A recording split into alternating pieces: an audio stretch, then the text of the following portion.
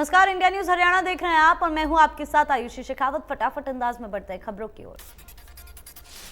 UP में अंतिम दौर में नई सरकार के शपथ ग्रहण की तैयारियां। कल योगी आदित्यनाथ लखनऊ के इकाना स्टेडियम में लेंगे मुख्यमंत्री पद की शपथ। चंडीगढ़ में सीएम मनोहर लाल ने सभी जिला उपायुक्तों की बैठक बुलाई है। सीएम एक बार फिर से पूरे प्रदेश के दौरों का कार्यक्रम बनाकर फील्ड में उतरने के लिए तैयार है। चंडीगढ़ हरियाणा निवास में बुलाई गई जिला उपायुक्तों की बैठक के दौरान तमाम योजनाओं और घोषणाओं की समीक्षा होगी। मुख्यमंत्री इस दौरान हर जिले में यूक्रेन से लौटने वाले विद्यार्थियों को लेकर अपडेट लेंगे। इसके अलावा जिलों में लैंड बैंक की स्थिति के साथ साथ मुख्यमंत्री अंत्योदय योजना पर सिलसिलेवार बात करेंगे। डिप्टी सीएम दुष्यंत चौटाला सिरसा की चौधरी देवीलाल यूनिवर्सिटी में चल रहे 5 दिवसीय नेशनल हैंडबॉल प्रतियोगिता के समापन समारोह में शिरकत करेंगे।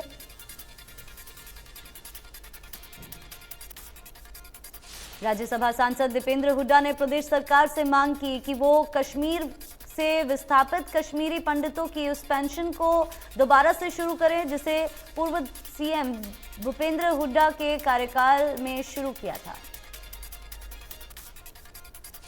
दीपेंद्र हुड्डा ने केंद्र सरकार से कश्मीरी पंडितों को दोबारा से रेजिडेंशियल कॉलोनी बनाकर बसाने की भी मांग की। वहीं कांग्रेस हाईकमान और G23 के बीच की खाई को लेकर किए गए सवाल पर दीपेंद्र हुड्डा ने कहा कि आने वाला समय कांग्रेस का है। हर हाल में हरियाणा में कांग्रेस की सरकार बनी जाएगी। दीपेंद्र हुड्डा ने इस दौरान यमुनानगर परिषद के पूर्व चेयरमैन सहित कई नेताओं को कांग्रेस में शामिल करवाया।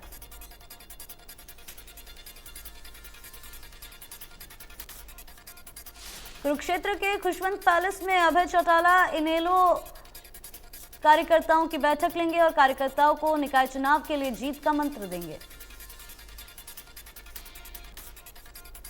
रूस यूक्रेन युद्ध का आज 29वां दिन है और लड़ाई किसी भी हालात में थमती नजर नहीं दिख रही। रूस ने भी अब हमले तेज कर दिए हैं। रूस ने यूक्रेन को चेतावनी दे दी है कि अगर उसने जल्द ही हथियार नहीं डाले तो अंजाम बुरा होगा। इस बीच यूक्रेन के राष्ट्रपति जेलेंस्की ने रूस का विरोध करने के लिए वैश्विक स्तर पर प्रदर्शन करने का आग्रह किया है।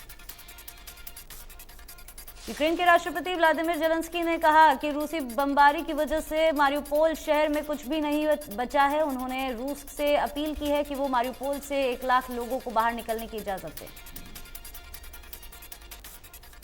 यूक्रेन में रूस की तरफ से लगातार की जा रही बमबारी को देखते हुए यूक्रेनी राष्ट्रपति व्लादिमीर जेलेंस्की ने रूसी सैनिकों को चेतावनी दी है। उन्होंने कहा कि आम नागरिकों को मारना जुर्म है, तुम्हें इसकी कीमत चुकानी होगी।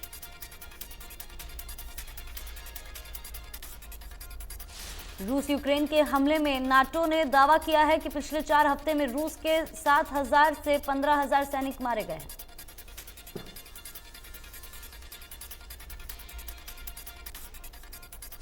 अखिल भारतीय अग्रवाल सम्मेलन की एक विशेष बैठक चावला कॉलोनी स्थित अग्रवाल धर्मशाला में आयोजित की गई, जिसमें बल्लभगढ़ शहर के व्यापारियों और जिला कार्यकारिणी के सदस्यों ने हिस्सा लिया। अगले महीने फरीदाबाद पहुंच रही अग्रोहा शक्तिपीठ यात्रा के स्वागत की तैयारियों को लेकर इस बैठक का आयोजन किया गया। इस यात्रा का फरीदाबाद पहुंचने पर वैश्य समाज के लोग द्वारा स्वागत करेंगे।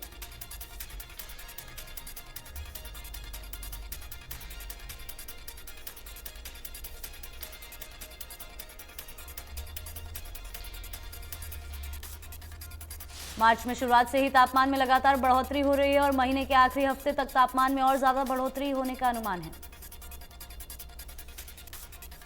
लगातार बढ़ रहे तापमान और गर्मी को लेकर फरीदाबाद के किसानों का कहना है कि ज्यादा गर्मी बढ़ने से फसलों को नुकसान होगा। गर्मी के कारण फसलों में उन्हें ज्यादा पानी लगाना पड़ रहा है और ज्यादा गर्मी पड़ी तो गेहूं की फसल वक्त से पहले पक जाएगी और दाना हल्का रहेगा।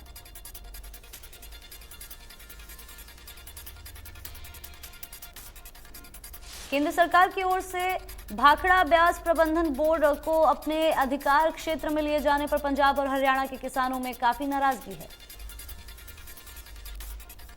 दोनों राज्यों के किसान संगठनों ने इसके विरोध में 25 मार्च को मोहाली स्थित अंब साहिब गुरुद्वारा में महापंचायत करने का फैसला लिया है। भारतीय किसान यूनियन के प्रदेशाध्यक्ष रतन मान ने यूनियन से जुड़े पदाधिकारियों के साथ बैठक की और किसान नेताओं का कहना है कि भाखड़ा ब्यास प्रबंधन बोर्ड के निजी हाथों में जाने के बाद लोगों को महंगी बिजली मिलेगी।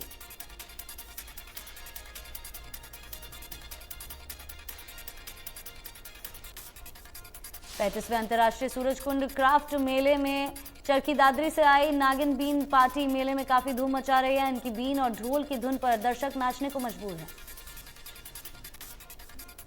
बीन पार्टी के कलाकारों ने बताया कि वो देश विदेश में अपनी कला का प्रदर्शन करने आते जाते रहते हैं और इस सूरजकुंड मेले में वो पहली बार आए हैं। उन्होंने कहा कि यहाँ का माहौल और वातावरण बहुत ही खूबसूरत है। यहाँ पर टूरिज्म की ओर से कलाकारों का खूब ध्यान रखा जा रहा है।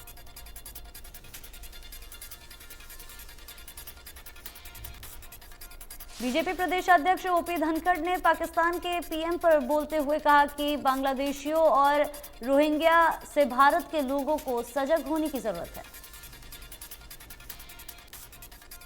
प्रधानमंत्री इमरान खान ने कश्मीर की डेमोग्राफी बदलने वाला बयान था। धनखड़ ने कहा कि सजग नहीं हुए तो कश्मीरी पंडितों की तरह हर भारतीय पर फिल्म बनेगी।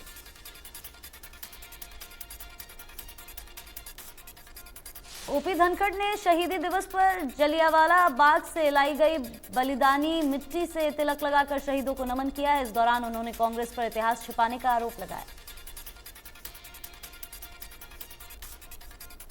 किसान आंदोलन पर ओपी धनखड़ ने कहा कि किसान नेताओं की बात में दम हो तो चुनाव जीतकर विधानसभा पहुंच जाते। उन्होंने कहा कि पंजाब के लोगों ने किसान नेताओं को चुनाव में ही निपटा दिया।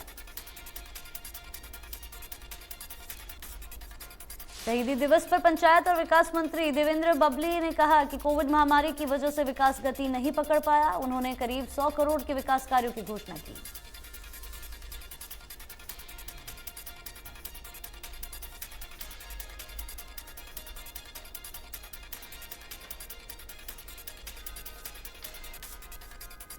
गुरुग्राम में अहीर रेजिमेंट के गठन की मांग को लेकर शहीद दिवस पर अहीर रेजिमेंट मोर्चे के सदस्यों ने पेट्रोल मार्च निकाला तो वहीं एक दिन के लिए टोल प्लाजा को पूरी तरह से फ्री कर दिया। अलग अलग राजनीतिक पार्टियों के नेताओं ने इस धरने को समर्थन दिया तो वहीं अहीर समाज के लोगों ने मांग की है कि भारतीय सेना में अहीर रेजिमेंट का गठन किया जाना चाहिए।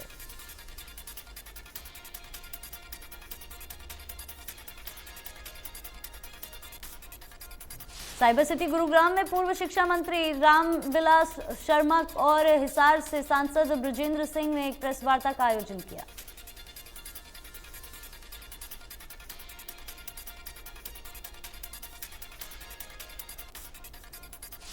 इस दौरान रामविलास शर्मा ने अहीर रेजिमेंट के गठन की मांगों को लेकर धरने पर बैठे अहीर समाज के लोगों का भी समर्थन किया।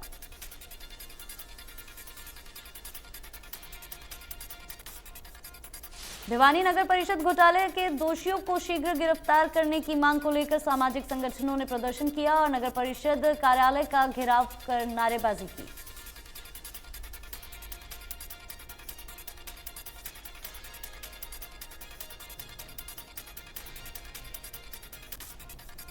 अतिरिक्त उपायुक्त राहुल नरवाल ने संगठनों के साथ विचार विमर्श किया और निष्पक्ष जांच के लिए लिखित में शिकायत देने की बात कही। उपायुक्त ने कर्पसन सेल का गठन किया जिसमें 5 लोगों की कमेटी बनाने की बात कही।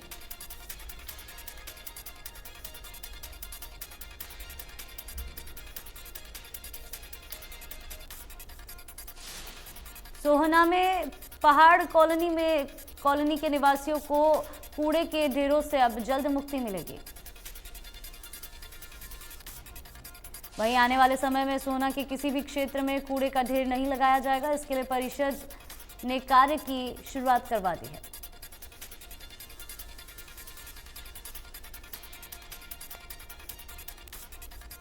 भीषण गर्मी के कारण अंबाला में बिजली खपत मार्च के पहले सप्ताह में जहां प्रतिदिन 30 लाख यूनिट थी वहीं अब बढ़कर 44 लाख तक पहुंच चुकी है, जिसके कारण कई जगह बैकग्राउंड की समस्याएं सामने आई है। भिवानी के किसान सरसों की फसल को लेकर काफी खुश है। किसानों का कहना है कि इस बार फसल काफी अच्छी हुई है और उन्हें उम्मीद है कि आमदनी से पिछले कर्जों से मुक्ति मिलेगी।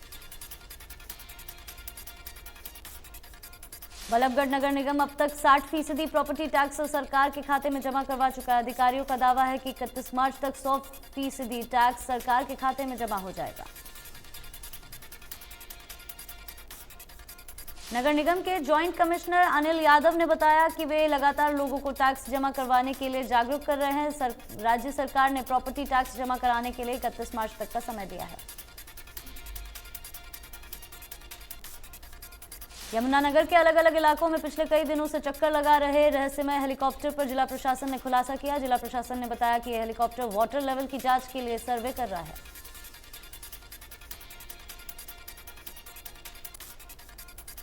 नेशनल जियोफिजिकल रिसर्च इंस्टीट्यूट की तरफ से हो रहे इस सर्वे में यह पता लगाया जा रहा है कि किस किस इलाके में जल का स्रोत है। यमुनानगर के उपायुक्त पार्थ गुप्ता ने जानकारी देते हुए बताया कि हेलीकॉप्टर के लिए जिला प्रशासन से अनुमति ली गई है और ये काम पिछले कई दिनों से किया जा रहा है।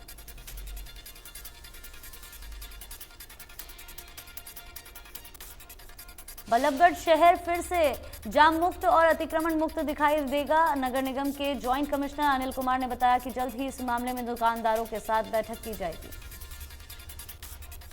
हिसार के बरवाला में ग्रामीणों ने पुलिस पर हमला किया। दरअसल एक मामले को लेकर कुंभाखेड़ा गांव की पंचायत पुलिस स्टेशन पहुंची थी। तभी पुलिस और गांव की पंचायत के बीच कहासुनी हुई और बात मारपीट तक पहुंच गई।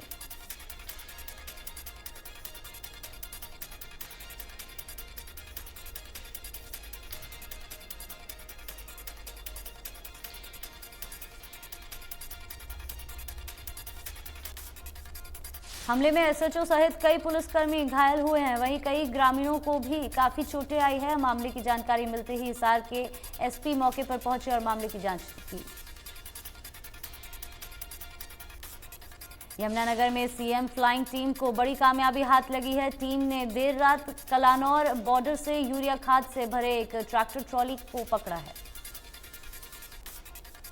यूरिया खाद यमुनानगर की प्लाई फैक्ट्रियों में सप्लाई की जानी थी। दरअसल खाद माफिया खाद के बैग को डबल रेट में प्लाई फैक्ट्रियों में सप्लाई करते हैं। फिलहाल पुलिस ने आरोपियों के खिलाफ केस दर्ज कर लिया है। यमुनानगर आर्थिक अपराध शाखा टीम ने आईआईएफएल बैंक में गोल्ड लोन फर्जीवाड़े में जिले के बैंक मैनेजर को गिरफ्तार किया। आरोप है कि मैनेजर गोल्ड लोन के नाम पर लोगों से मिले पैसों को कंपनी के अकाउंट में जमा न करवाकर अपने खाते में पैसा जमा करता था। सिरसा जेल में मोबाइल और सिम मिलने की घटनाएं सामने आने के बाद जिला पुलिस और जेल स्टाफ ने संयुक्त सर्च ऑपरेशन चलाया। जिला पुलिस के 55 जवान जिला कारागार पहुंचे। इनमें महिला कर्मी भी मौजूद थी। जेल स्टाफ के 25 सदस्यों को साथ लेकर जेल में चप्पे चप्पे की जांच की गई। पानीपत जिला कारागार में करनाल लोकसभा सांसद संजय भाटिया ने महिला कैदियों को स्वावलंबी बनाने के लिए सिलाई प्रशिक्षण केंद्र और ब्यूटी पार्लर एवं सैलून प्रशिक्षण केंद्र का रिबन काट कर शुभारंभ किया। इस मौके पर सांसद संजय भाटिया के साथ पूर्व मंत्री कृष्णलाल पवार, जिला उपायुक्त सुशील सारवान, जजपा जिला अध्यक्ष सुरेश काला, जजपा नेता देवेंद्र उपस्थित रहे। रोहतक पुलिस ने इनामी अपराधी विकास उर्फ मटरी और उसके साथी सोनू को गिरफ्तार किया है। आरोपी ने प्रॉपर्टी डीलर सुरेंद्र से 50 लाख रुपयों की फिरौती मांगी थी। पलवल में होडल की लघु खंड कॉलोनी में 22 वर्षीय विवाहिता का शव फांसी के फंदे से लटका मिला। मृतका के परिजनों ने ससुराल पक्ष पर दहेज हत्या का आरोप लगाया। पुलिस ने मृतका के पति सहित 5 लोगों को गिरफ्तार किया है। मामला दर्ज कर लिया है, लेकिन अभी सभी आरोपी फरार है। गुरुग्राम में अहिर रेजिमेंट मोर्चा के सामने एक बड़ा हादसा हो गया, जहां एक कार ने बाइक सवार को टक्कर मार दी। हादसे में दोनों को युवक गंभीर रूप से घायल है। पलवल के गांव मंडकोला में पानी की पाइप लगाने के विवाद में एक व्यक्ति की पीट कर हत्या कर दी गई। हतिन थाना पुलिस ने मामला मामले में 4 नामजद के खिलाफ हत्या का केस दर्ज किया।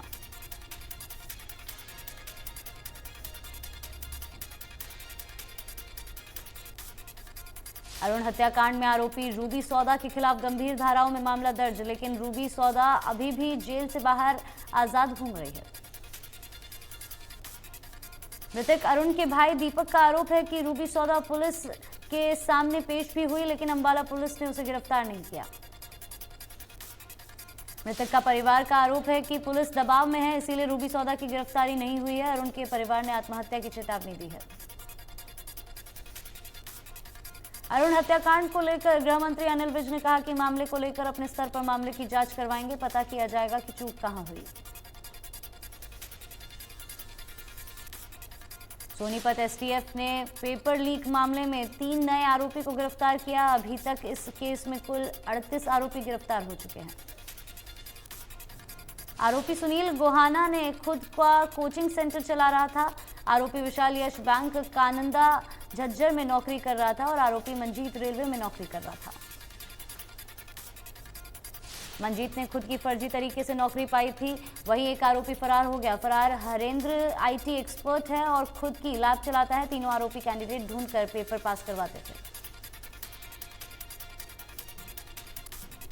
नगर निगम फरीदाबाद में भ्रष्टाचार के आए दिन नए मामले सामने आ रहे हैं। एक के बाद एक मकान का नक्शा पास करने के लिए 2.5 लाख रुपए की रिश्वत मांगने का मामला भी सामने आया। शिकायतकर्ता ने बताया कि 2019 में एसडीओ ने मकान का नक्शा पास करवाने का आश्वासन देते हुए फीस के तौर पर 2.5 लाख रुपए लिए थे, लेकिन पैसे देने के बावजूद भी उनके पास नोटिस भेजा गया। हाईकोर्ट के आदेश के बाद नगर निगम के एसडीओ सहित 5 अधिकारियों और कर्मचारियों पर मामला दर्ज किया गया है। इससे पहले भी एसडीओ के खिलाफ एक अन्य मामले में केस दर्ज हो चुका है।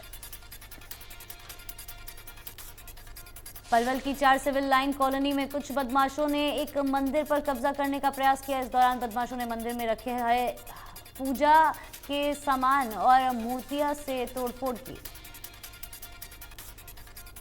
स्थानीय लोगों को इसकी जानकारी मिलने के बाद लोगों का गुस्सा भड़क गया और एकत्रित होकर बदमाशों का मुकाबला करना शुरू किया। तभी पुलिस बल ने पहुंचकर लोगों को शांत कराया। पुलिस ने दर्जन भर लोगों के खिलाफ मंदिर में जाकर तोड़फोड़ करने, कब्जा करने तथा धार्मिक भावनाओं को ठेस पहुंचाने जैसी कई धाराओं के तहत केस दर्ज कर कार्रवाई शुरू कर दी है। पलवल के गांव दिघोट के एक घर में घुसकर हथियारबंद बदमाशों ने फायरिंग की, जिसमें एक युवक की मौत हो गई और 2 युवक गंभीर रूप से घायल हो गए। करीब आधा दर्जन बदमाशों ने इस वारदात को अंजाम दिया। पुलिस के मुताबिक इस वारदात में 2 सुपारी किलर शामिल है और मृतक युवक एक हत्या के मामले में आरोपी था। रादौर के गांव गुमथला में यमुना नदी पर निर्माणाधीन पुल का गाटर लिफ्टिंग के दौरान ट्रक पर जा गिरा। जिस ट्रोले पर लोड कर इसे लिफ्ट किया जा रहा था वो भी नदी में जा गिरा। हालांकि इस हादसे के दौरान कोई जान का नुकसान तो नहीं हुआ, लेकिन इलाके के लोग इसे ठेकेदार की लापरवाही मान रहे हैं।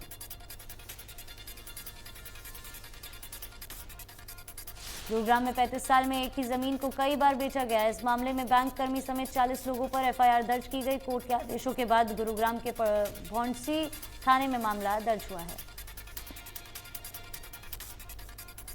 शहीदी दिवस पर झज्जर में युवाओं ने शहीदों के सम्मान में तिरंगा यात्रा निकाली, जिसमें सैकड़ों की संख्या में युवाओं ने हिस्सा लिया और शहीदों को नमन किया। झज्जर में शहीदों के सम्मान में युवाओं ने तिरंगा यात्रा निकाली और शहीद भगत सिंह, राजगुरु सुखदेव के गगनभेदी नारों से अपना रक्त संचार किया। शहीदी दिवस पर रतिया में भी कार्यक्रम का आयोजन हुआ, जहां भारतीय किसान यूनियन खेती बचाओ व्यापारियों की तरफ से शहीदों को श्रद्धांजलि दी गई। दिल्ली एनसीआर में सीएनटी और पीएनजी के दाम बढ़ गए हैं। घरेलू पीएनजी की कीमत में 1 रुपए का इजाफा हुआ है। दिल्ली में सीएनजी के दाम में 50 पैसे का इजाफा हुआ है। सीएनजी के लिए 59 रुपये 1 पैसा के बजाय अब लोगों को 59 रुपये 51 पैसे चुकाने होंगे। कांग्रेस प्रवक्ता रणदीप सिंह सुरजेवाला ने इन बढ़ते दामों को लेकर केंद्र की मोदी सरकार पर निशाना साधा और ट्वीट के जरिए सभी बड़े हुए दामों का हवाला देते हुए सुबह को महंगाई वाली मॉर्निंग करार दिया है। देश में पिछले 24 घंटों में कोरोना वायरस के 1938 नए केस सामने आए हैं और 67 लोगों की मौत हुई है। हरियाणा में कोरोना के 85 नए मामले सामने आए और एक्टिव केस 367 हो गए हैं, जबकि 9 मरीजों की कोरोना को मात दी है। बॉलीवुड की कई एक्ट्रेस ने फिल्मी पर्दे के साथ साथ टीवी पर भी जादू चलाया। इसी लिस्ट में नाम जुड़ रहा है लेजेंडरी एक्ट्रेस नीतू कपूर का। सलमान खान हिंदी फिल्मों के साथ साथ साउथ के सुपरस्टार की फिल्मों में भी टाइगर अंदाज में आएंगे नजर।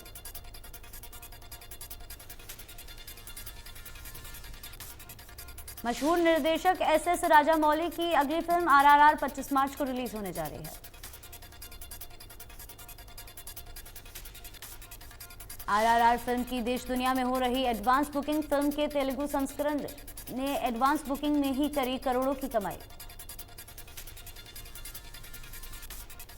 इंग्लैंड के सलामी बल्लेबाज जेसन रॉय को 2 मैचों के लिए किया बैन।